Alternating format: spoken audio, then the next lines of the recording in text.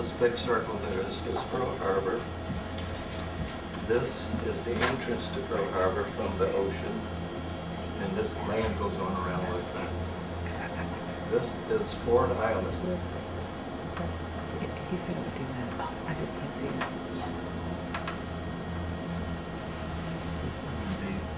The battleships were berthed all around Pearl Harbor. They were like this.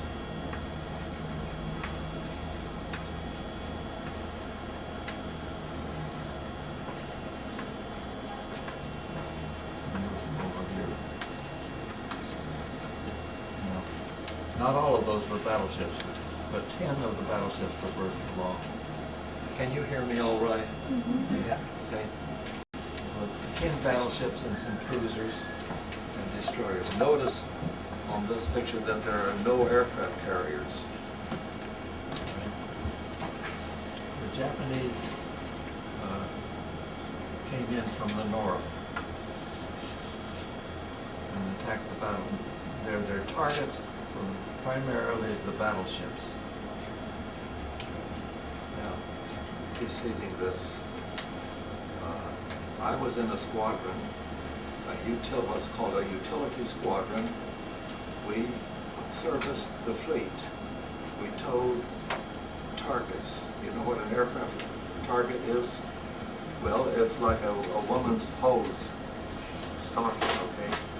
About this big around and about 20 feet long, and it's towed behind an airplane on a steel wire, so that the target is about 1,000 feet in back of the airplane.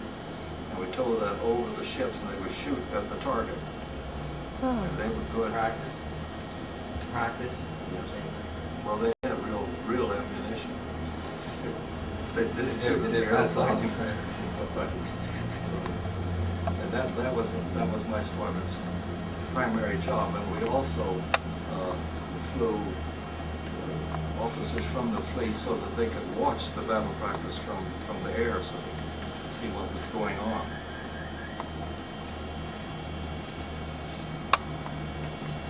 My squadron was right here, and the airplanes were parked along beside the runway. And the California was right here. The power plant was right there. Now, this was the California, which was hit and sank straight down. It did not tip over. This is the power plant. And when the California sank down in the mud, it broke the water line to the power plant, so that was out of commission. And that meant at that point, they'd have no electricity on the island.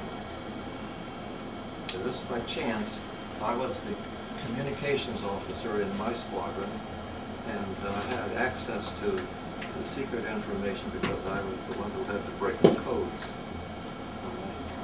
So, that being the case, I knew that we were in jeopardy, that we very likely would be attacked.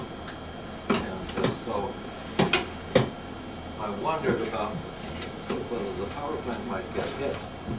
And so I scrounged a motor generator and set it up just outside my radio shack. We could communicate with the fleet. So when this power plant was put out of commission, my radio shack was still working. So I handled all of the communications for Ford Island for the next week or so. We commandeered all of the bicycles on the island to carry messages back to different people. Anyway, the Japanese came in from the north, and there were two phases to it. I was home. My home was right here, where I lived. And as a guest, we had a young ensign in the Navy named Zimmerman. You recognize that name? I recognize the name. No relation. Ensign Zimmerman, right.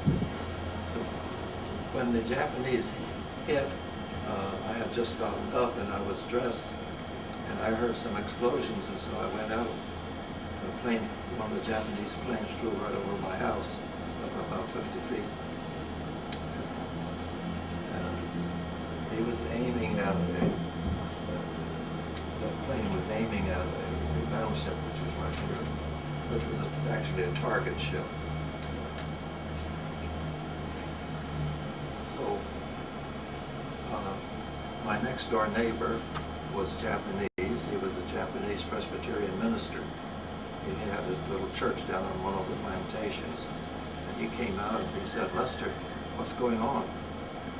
So I told him, I could see that it was a Japanese airplane, and I knew from information that I had picked up that it was indeed a Japanese airplane.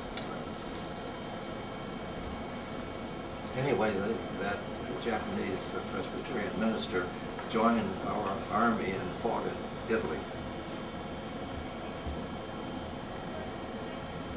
So the Japanese were interested mostly in these battleships, so they came in around this way and dropped torpedoes at these ships here. This was the Arizona. That's the one that gets the most publicity. And this one was the Oklahoma. The Oklahoma got hit all on one side, and so it tipped completely upside down.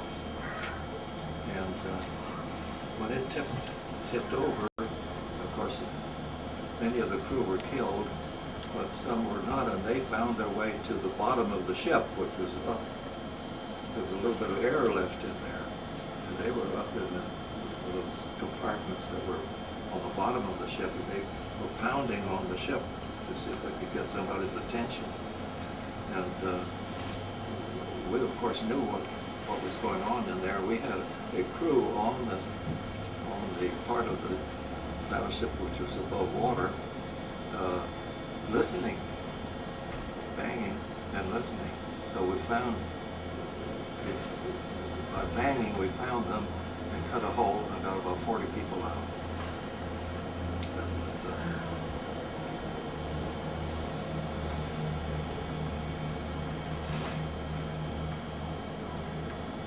Ensign Zimmerman was on the West Virginia. He was attached to the West Virginia. The West Virginia was a battleship, and he got on board before it got hit, and then it was sunk, but somehow or other he did not get hurt. And if you will look on the cover of this book,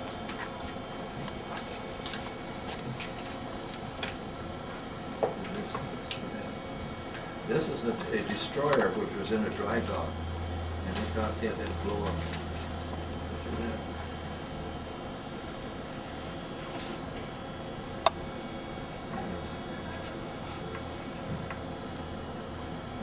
Anyway, yes, West Virginia sank, and he was ordered to this ship after it had gotten blown up. What had happened on this ship was that the magazine was in the front end of the ship. The magazines blew up, but it didn't damage any of the rest of the ship. So they had decided they could fix it and get it back to the States. So he was ordered to go on that ship.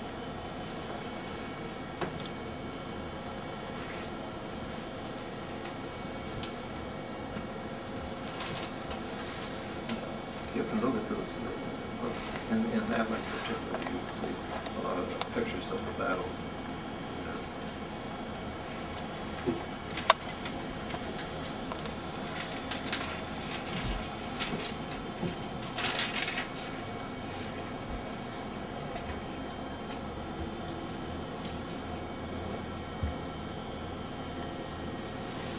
The boat dock, where we went to get back to the ship, we put it out here.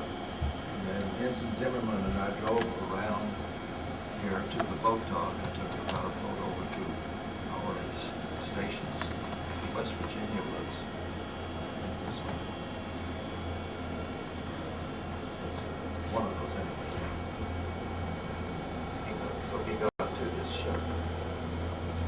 While we were going over from here over to here, so one of the Japanese airplanes was shot down and landed right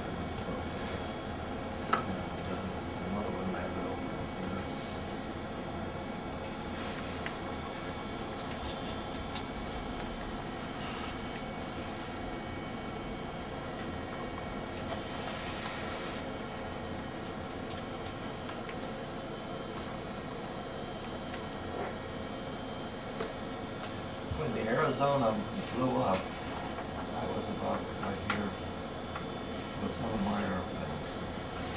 And these squadrons were tied up alongside the runway. And so I had some of those airplanes. We had machine guns to put in the back seats of these airplanes, which were all just tied up there. You couldn't take off because of the attack. The attack was going on. And so I had these machine guns in the back seat of those airplanes, and we were shooting at the Japanese airplanes which were strafing the field. And that's why I was out there. I was supervising. And then the Arizona blew up, which could not be seen from here because there were a lot of trees in between. But when it blew up, because everything went up, and whatever goes up has to come down. And so things started falling. And the big sheet of steel, about as big as this wall, came down and stuck in the ground between the airplanes. And another thing was burning, and it came down and landed at my feet. And I stepped on it, put the fire out, and reached down and picked it up. It was a damage control pamphlet from the Arizona. This is the booklet that all of the crew has to read to understand what to do in an emergency. Damage control, that was the pamphlet. It was a book about a half-inch thick. So I was pretty busy, but I didn't want to throw it away, so I tucked it in my shirt, thinking that sometimes somebody might want it. So then I had it for several years, and then when they built the monument out there for the Arizona, I sent it to them. So that's where it is now. Wow.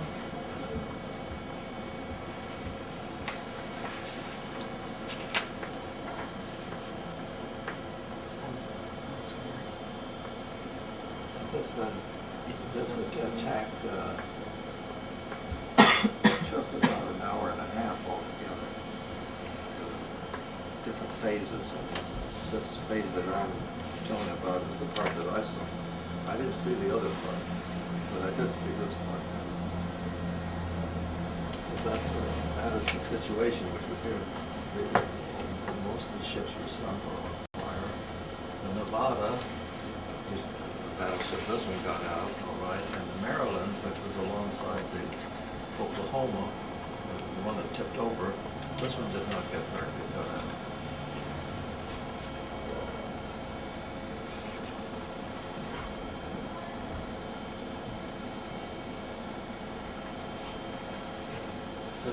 This was a little town up here. It was called Pearl City. So that's where it is. Now, if any of you have any questions, well, you just yell and speak up. Was Fort Island just like a military base? Real loud, guys. Was Fort Island just like a military base? What did she say? Was Fort Island like just a military base? Yes, it was an airfield. How big was it? Well, it was about 3/4 of a mile long. Oh, okay, so it was pretty small. Like It's I not thought very it was. big. Yeah, I thought it was pretty. It was not big enough to handle jet aircraft. How big was Pearl City? Pearl City was a very small town, maybe a couple hundred people. Oh, okay. Did you help rescue some of the survivors at all or not? I did not. No, No. I was busy. When I first got to my squadron, I found that I was the senior officer there, just that the others had not yet arrived. And I was a junior officer at that time. The first thing I did was get 3 airplanes ready to go out on search. Our mission, in case of an attack, was to go out and find the Japanese carriers. And so I got 3 airplanes ready for that. And then I got on the telephone and called the photographic lab, which I just happened to be in charge of at that moment. And that's a regular job, the Fleet Photo Lab, and told them to send photographers out and get pictures of them. what was going on. And then I had other things to do, as you can imagine.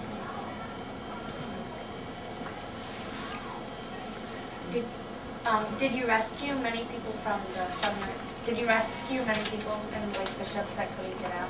I'm sorry. Were many people rescued from the ships that they had to cut the cord? Yes, yes.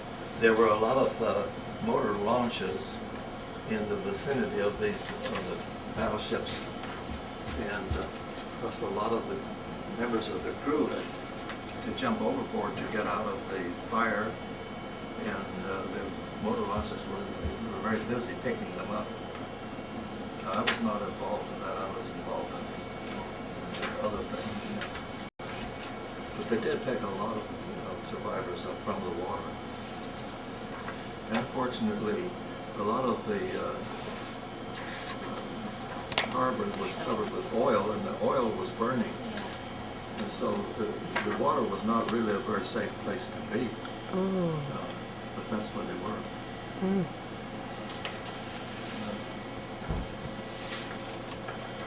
Lester, when the attack took place, was it mostly airplanes, or did they have submarines that had gotten into the harbor too?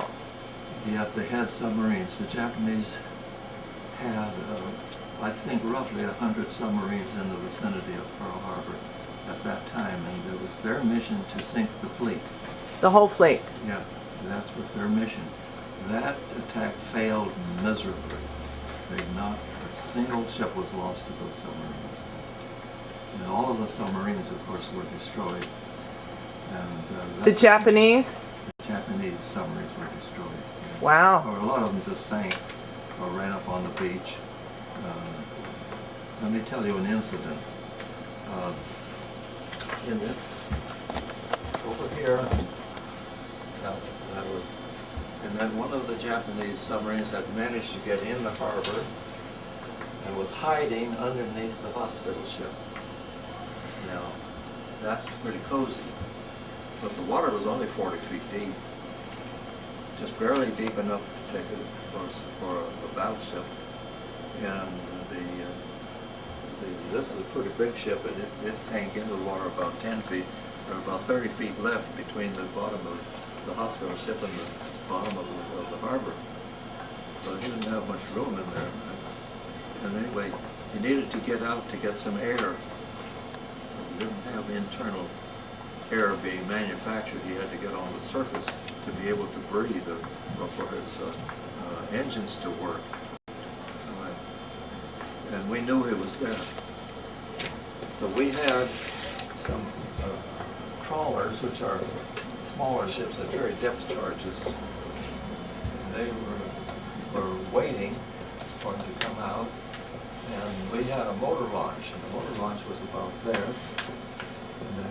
And in the bow of the motor launch was a man who had a long probe, what we call a boat hook. It's about a pole about 10 feet long. And he was, the motor boat was going along, he was seeing if he could find the submarine. So at a certain point he gave a signal and got out of the way, and the trawlers came in and depth charged it and sank it right there. That's an unusual way to catch a submarine, but that's what they did. Wow. And I was watching it from a building right in right about there. Mm.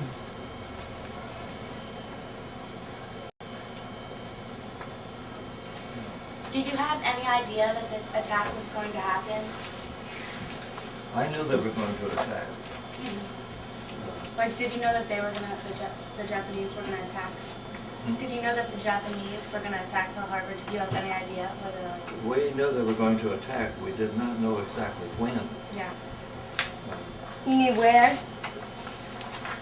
You knew that they would attack Pearl Harbor, or that they just would attack somewhere in the United States? We knew they were going to attack Pearl Harbor. How did you know? Well, we had, in troubled times, the staffs who are concerned draw up what they call an estimate of the situation, in which they spell out the forces that are available to both sides and where they are and what they're doing, what their intentions are and all that sort of thing. And then in the end, what are they going to do? And what they spelled out was that we were going to be attacked in that estimate. But as to when, we did not wish to attack them first. Our boss was Roosevelt, and he knew that we had to get in that war sooner or later, that we would have to be in it. That's what he knew. And so he was taking whatever precautions he could. One of the precautions that Roosevelt took was to put the fleet at Pearl Harbor so that if the Japanese, if they were going to attack the States, California, they would have to attack Hawaii first. They couldn't do it in the other way. And then, so the estimate of the situation was that we would be attacked. If other secret information that we had pretty good confirmation of that. Anyway, and my squadron was ready. We were, in fact, doing what we would have to do if we were attacked.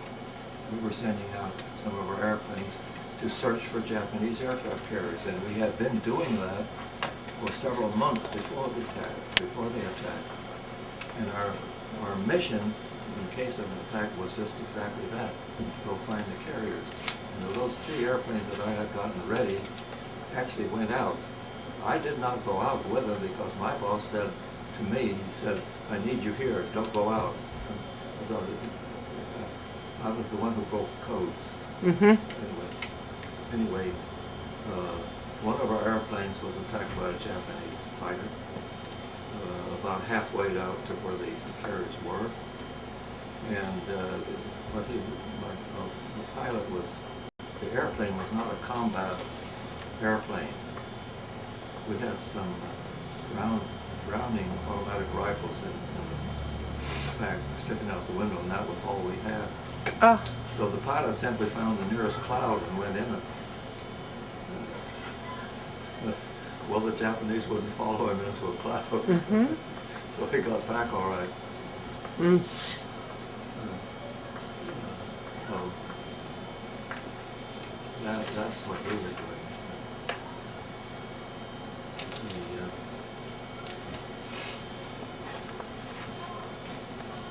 And all of that terrible destruction that you see in those books is what took place in less than an hour.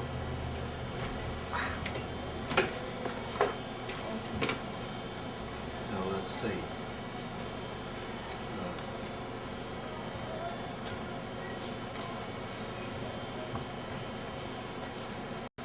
The one battleship which was over here was a target battleship. They took it out with the fleet, and the fleet would shoot at it. And in those months preceding Pearl Harbor, our fleet was out every day. Every day they went out, stayed a week, came back in. And for logistics, they usually left about 1/3 of the fleet in the harbor and took the rest out. Now I noticed that there's no aircraft carrier there. We had 2 aircraft carriers at that time, just 2. And when they decided to keep the battleships in port, they sent both of the aircraft carriers and all the cruisers they went out to sea. So that if they had sent the battleships out to sea during that Sunday, we would have had 1 carrier in port. And if we had had 1 carrier in port, it would have gotten sunk. And if we had lost one of those 2 aircraft carriers, we could not possibly have won the Battle of Midway. So that's the results of things that was say a good thing that happened. Had both of the carriers at sea. I don't know how important appears to you, but Japan sent its main fleet to capture Midway. That was their problem. There were a lot of ships, a lot of aircraft carriers, and we only had 2 aircraft carriers. By the time that battle was over, we had a 3rd aircraft carrier, the Yorktown, which incidentally was sunk in the Battle of Midway. But we won the Battle of Midway. Otherwise, the Japanese would have captured Midway, and they would have had a starting point to capture Hawaii.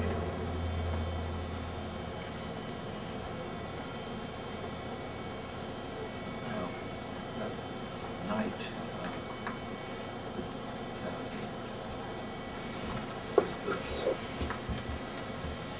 some of the aircraft carriers were at sea, and they wanted to come back in and land. And the smoke from the Arizona was drifting this way across the field, like big clouds of smoke, and they had to land here. That would be a landing pattern, okay? They had to land on the runway, which is not lighted, and the smoke was drifting across this way, and it was a pretty dark night anyway. So the fighter planes, a section of 3 fighter planes came in to land, and they wanted to get lined up with the runway. The only thing they could see was the smoke, so they lined up with the smoke. And in doing so, they came out over these ships here, and they thought they were enemy ships and took fire. Our ships fired on them. I was in the Radio Shack at that moment, and I could see what was happening, and I got the speaker and called on the channel to the ship that said, "Stop firing, cease firing." Those are friendly airplanes. The firing stopped, but one of them got shot down and landed in the house right here. One of my neighbors, one of the airplanes crashed there. The other 2 got back in safely.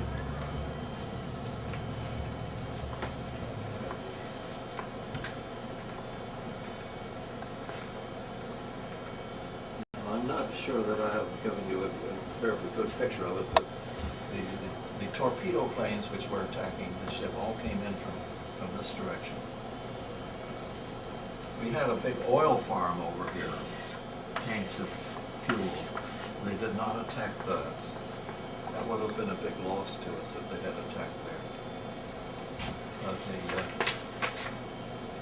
so the airplanes would come in, torpedo planes would come in, and strafing airplanes would came in ahead of them, and were strafing the field going across this way. One of the as I was shooting at the airplanes when the Arizona blew up. We were there shooting at the airplanes that were strafing, and we nailed one of them. I could tell he changed course and had a trail of smoke. And then our other squadron, which is over here, hit him again, and he flew into one of our repair ships that was out there in the harbor.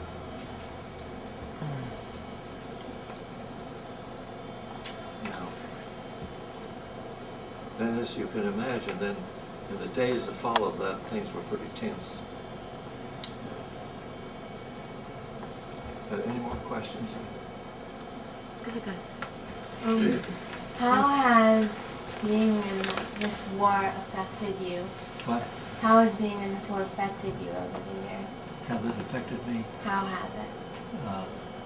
I still remember it, of course.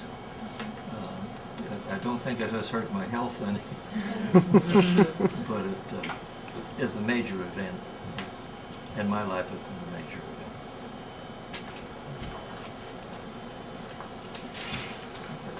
event. Before they started attacking, did someone realize that the Japanese planes were heading for the harbor? It just worked out.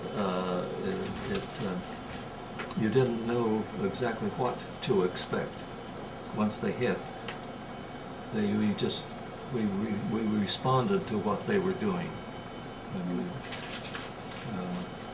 if anyone were expecting anything, you must remember that not all of the crews were on board at that time, and it was a Sunday morning, and we had not had any attacks before, and so in effect it was a surprise to most of the people. The information that I had, and which a few others had, that we were going to be attacked did not drift down to the crews or to the public. That the public were, let's say, completely unaware. And on the crews, we were, since it would be secret information, that we were not spread around very much.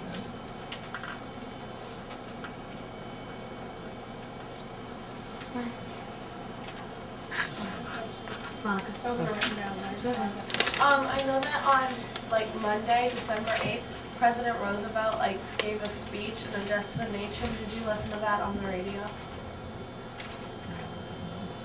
Oh, you didn't listen to I it. was busy. I was flying.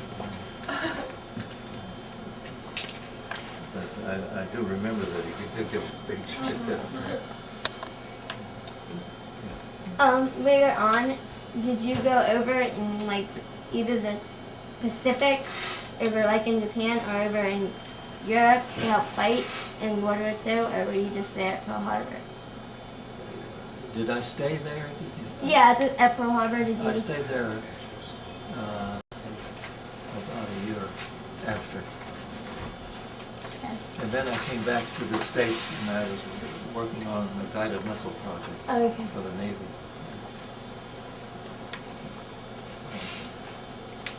Guys, girls, I know you have more. A lot of the questions I had, you already answered. Like, Yeah, there's- yeah. Yeah. You ever Yeah. have dreams about the day Pearl Harbor got bombed?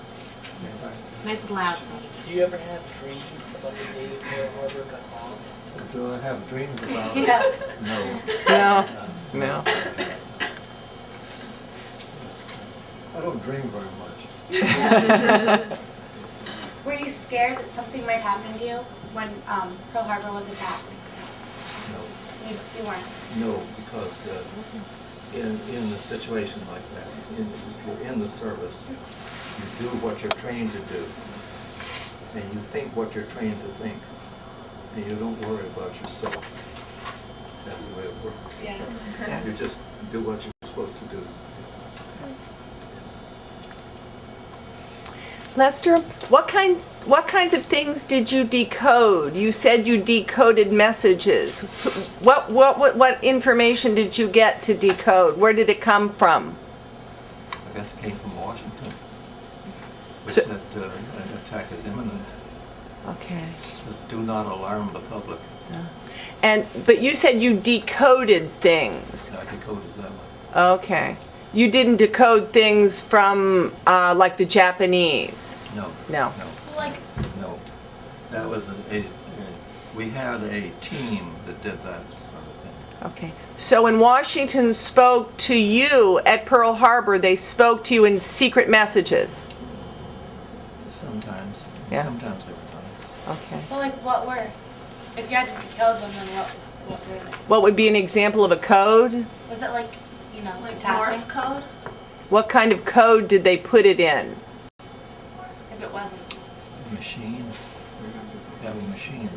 Oh, a machine does that. Oh, okay. So kind of just encrypted the message.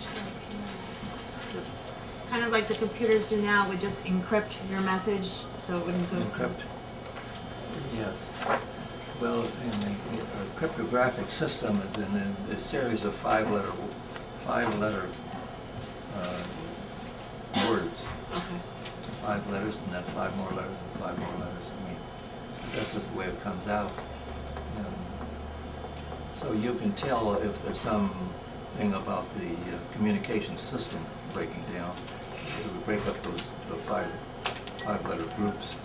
But when you have 5-letter groups, you can decode it. That's the general system.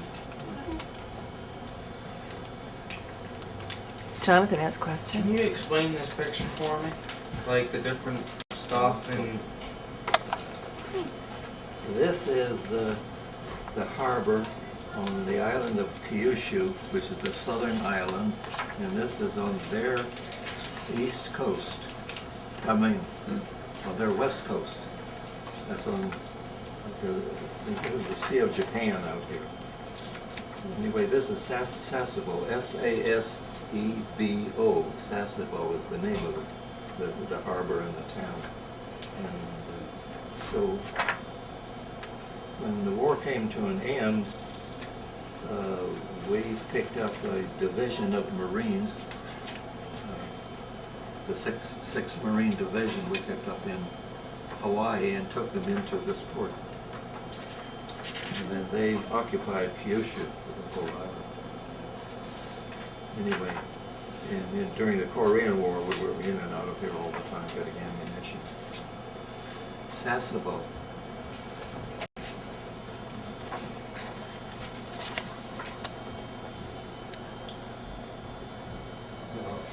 Sasebo was pretty well destroyed during the war.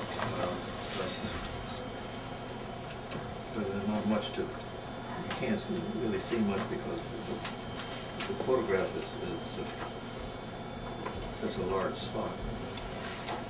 Who took the photograph? Who took that photograph? Do you know? Who took this photograph? Do you know? I don't know. How did you get it? I don't know. You don't know? I don't know, I just have it. Sasebo. This is the aircraft carrier, the Bennington. This is I went to this ship after the war came to an end. I went as the navigator, and then because we were sending people home at the end of the war, and I eventually became captain of the ship. Let's see, where's one of those books? Yes, I guess it is.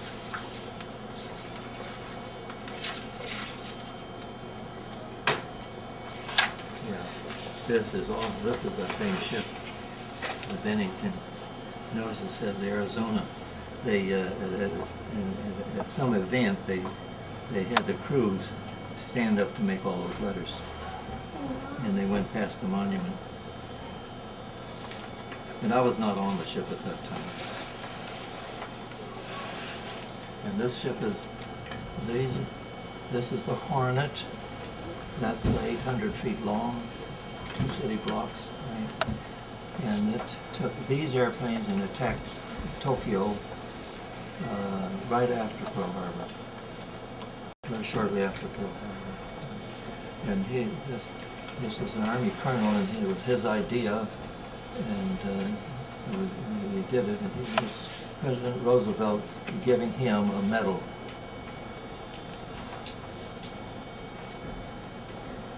And that's another picture of the Bennington. So you don't know how you got any of these pictures? So you don't know how you got any of these pictures? Well, I don't know specifically. They appeared at someplace I got them. Lester. No. Or Miss These- Captain Stone. These pictures are of the submarine named Skate. This is the submarine that went to the North Pole and came up through the ice. Oh, That's all ice there in this picture, I Skip. remember this one. Yeah, look at My that. brother-in-law was stricken. And he went up twice. The first time he went up and broke through the ice a number of times. Well, let me tell you a story. 1932, I was on a midshipman cruise on a battleship. We were going to Europe for a training cruise. And so we were out of Norfolk, about 2 days out of Norfolk. We ran into one hell of a storm. And we picked up a distress signal. Do you know what that means? Like a Whoever- ship is sinking? Somebody was in trouble, right? And it was a submarine which had the name Nautilus. That name had been given it to the submarine by Sir Hubert Wilkins from Ireland, who wanted to take it under the ice to the North Pole in 1932. So anyway, they were out of commission in the middle of the ocean in this horrible storm, and we managed to get them under tow, and we towed them to Ireland. We got out of the storm anyway. Sir Hubert Wilkins then put some wooden rails up on top, like an upside down sled. We didn't have any instruments to tell them how far we would be from the ice. So we had to bump against it to feel it. And he was going to go to the North Pole that way. So he took the Nautilus to Spitsbergen. Spitsbergen is about 500 miles north of Russia. That's way up there. That's inside the Arctic Circle. And he went out bumping under the ice. It spooked his crew.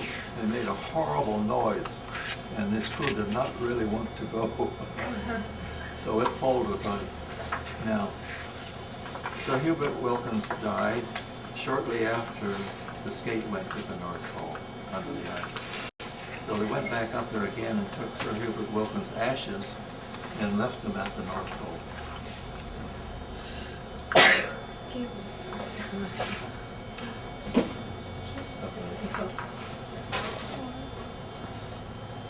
Because it was in 1956.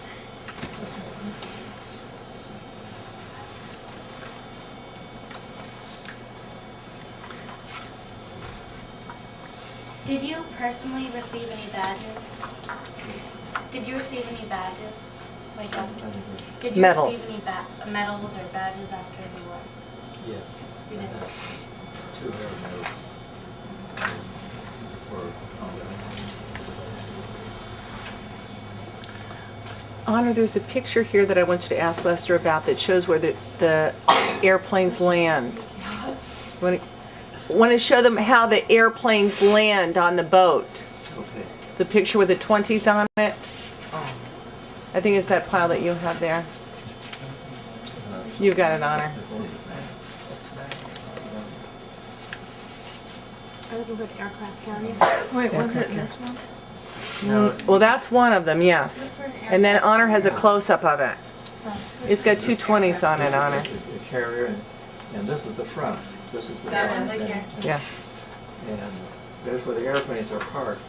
Actually, when the airplanes are landing, the airplanes would be up here. They land on this part of the aircraft carrier. They come in and land. Yeah. Are you aware of that? It doesn't look very big. They land on this part. See if you don't mess up. They come in. We can't. You have to get it right. So Lester, does somebody stand down there and guide them? Does somebody guide them on? They have the landing, what they call the landing signal officer, Mm-hmm. who will stand back there right on that corner, right there. Mm-hmm. And he would have 2 flags.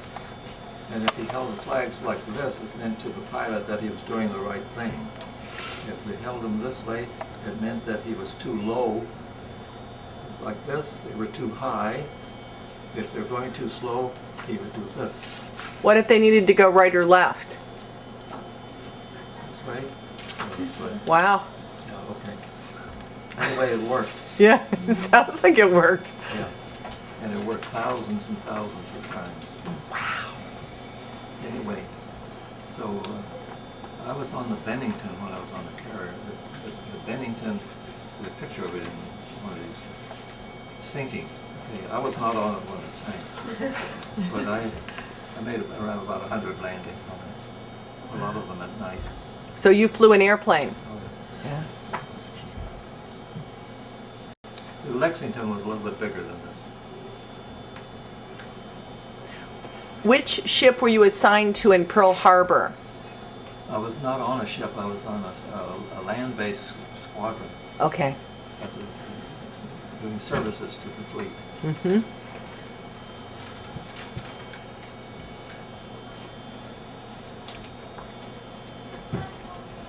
This was given to me by the Blue Angels team. Well, have you seen the Blue Angels in the air? Yeah, they do the tricks. Yeah. One, I noticed that one person didn't sign it. See, there isn't a signature. Yeah, they all signed it. Are you sure? Yeah, they signed it somewhere else, honey. Okay. 'Cause I was like, because they're normally writing for me. Have you seen the Blue Angels? There they are.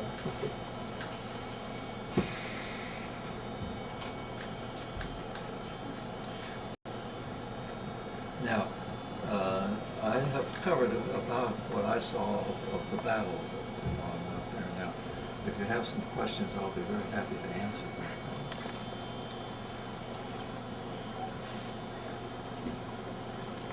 Go ahead, Monica. How long did it take? You said the smoke from the Arizona was very, very thick. How long did it take to clear? It took overnight. I think maybe a day or two. And it was sporadic. Sometimes there was a lot of smoke, sometimes there was not much. Oh, okay. But just at that particular time at night, there was a big line of smoke. And then that disoriented the pilots. So they were trying to find the runway. Right. How many of all the actual ships were actually destroyed, where they could not be used Battleships? again? Well, they weren't all destroyed. The Arizona was destroyed and the Oklahoma was destroyed. The others were repaired. So there was only 2 that actually Yeah. went down. But they were all a mess. Right. Mm. The Nevada, which was this one, it came out, but it got hit. Oh, yeah, here, Mm-hmm. it ran aground over here. When it got hit, they didn't want it to sink in the channel, so they eased it up on the mud flats. Wow. So, that one, and Maryland was, I think, in here. In here. The Oklahoma tipped over, but the Maryland was not hit. So Lester, when this battle hit, what was the communication from from whoever was running running the show? Did he communicate on radio? What was the method of communication at that time? How would people have known what to do? Well, each ship already knew what to do from their training, that they were doing what they were supposed to do for ships moving in and out of the port. They could communicate with the station over here. Mm-hmm. They had the control of the movements of the ship. Okay. And they could communicate with them. Yeah. But the patrol wing had their hangars here, and their headquarters was up there. They were mainly the ones that were without communications. But they didn't have a diesel.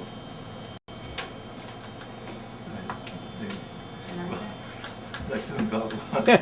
I'm sure, as a backup, yes. Yeah. You would think that at a time of surprise attack, that it would be chaos. But the way you explain it is that every ship and every person who was there was prepared. They knew what they were supposed to do. They had their orders in case of attack, so they just went ahead and did it. Yeah, that's right. Yeah. They went ahead and did it. Yeah, when you explained how that the Nevada was hit and the captain took it out of the channel so that the channel would be free for other ships, I mean, that shows very clear thinking. Yeah, this was the channel. We did not want a ship to be sunk in that channel. Mm-hmm. And he knew it. So anyway, he was trying to go out. And when he got in here, he was hit and damaged. And so he didn't take a chance on it. He just ran around over here. Yeah. Wow. Well, mud. Mm-hmm. He just eased it up on the mud. Mhm. So that it would not be sunk in the channel. Mm-hmm. Yeah. Wow.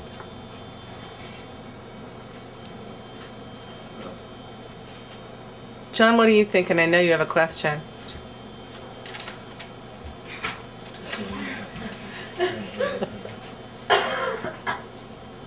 See, did you know him? There are only 11 signatures. It's missing 2. And There's there's 13 people. Nimitz in there. And Halsey.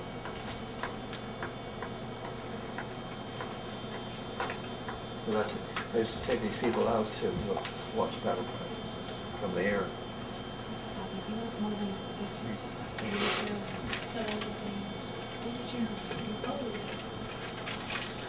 Let me see.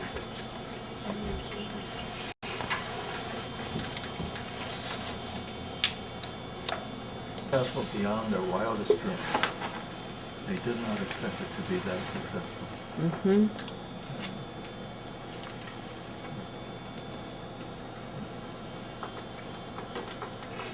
An amphibious group commander, and we picked up a division of troops in the ocean and brought them in to the inland sea. If I say the inland sea of Japan, do you know what I'm talking about? Mm-mm. Well, Japan is a whole bunch of islands, and there's a big one here and a big one here, and then some little ones here, and there's what they call the inland sea, is the body of water right in the middle of it all. And in the middle of that body of water was their biggest naval base, a place called Kure, K-U-R-E, Kure. So we took the division of troops which were coming across the ocean and brought them in through the minefields into Kure and put them ashore. And at which point, I didn't have anything to do. So a couple other fellows and I bummed a Jeep and we drove up to Hiroshima, which Oh, was, wow. that was less than a month after the blast at Hiroshima. So well, it was pretty flat. Yeah. What did it look like? It was very drab. I mean, it was knocked down except for a few telephone poles. A number of bridges were still intact, and the telephone building was still standing. And then on the outskirts, there were some things still standing. Mm-hmm. We were concerned about radiation, but we knew that it was an air burst, and the bomb exploded 1,000 feet above the surface, and that the radiation went down, but it didn't stay. And nothing there got Contaminated? modified so that it would radiate. I mean, it's just the radiation from the bomb went down and bounced off.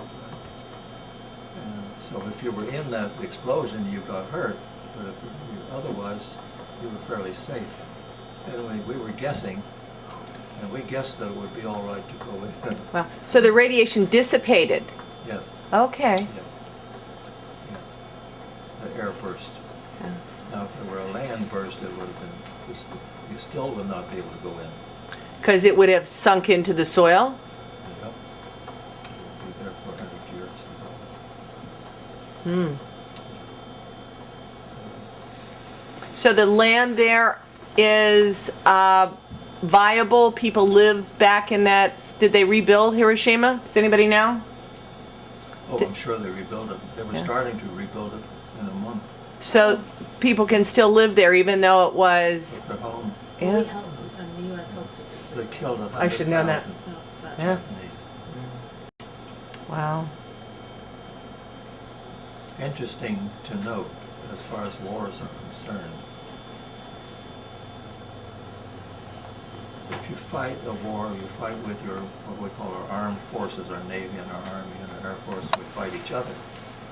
We try not to harm the civilians.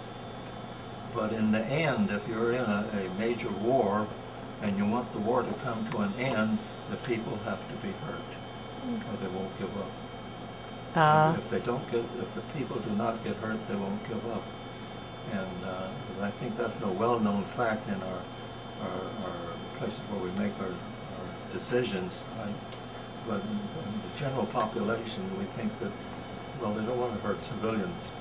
And that's true to a point, but we bombed Hiroshima because it got the people, and it made them not want to fight any longer.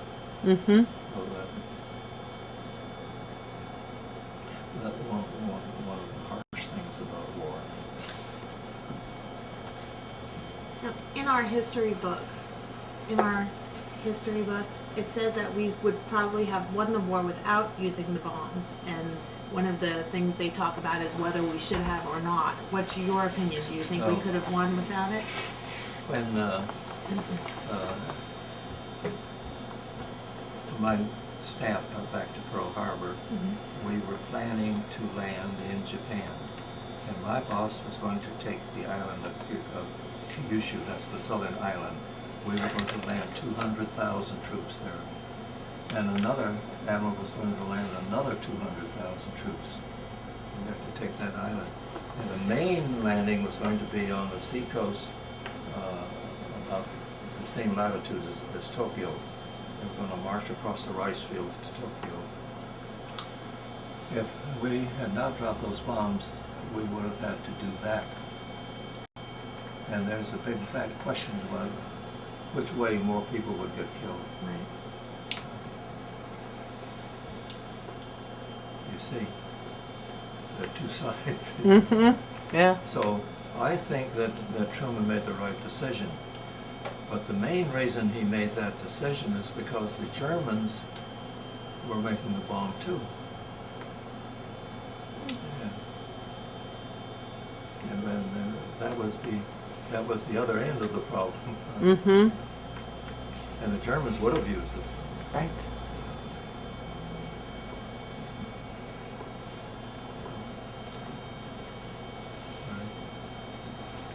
On Pearl Harbor, did you believe that the United States should get involved in the war that was going on? Well, we knew that we had to get involved in it. There was no question about that. Roosevelt knew it, and Germany knew it, and England knew it. It is simply that England did not have the power to stop Germany. And we did. And we did not, of course, we did not want them to take England. So there was, I don't think there was any question about that at all. We had to get in at some point. Okay. Monica has a question. This is just a really ridiculous question. The day that Pearl Harbor happened, was it sunny or was it like cloudy? The day that the Pearl Harbor attacks occurred, was it sunny? It was sunny. Okay. Yes. I just It was wondering. good weather. It was a happy day. I was just wondering, like, if it was really, really nice out, and then it got really sad. Well, it was very nice. Okay.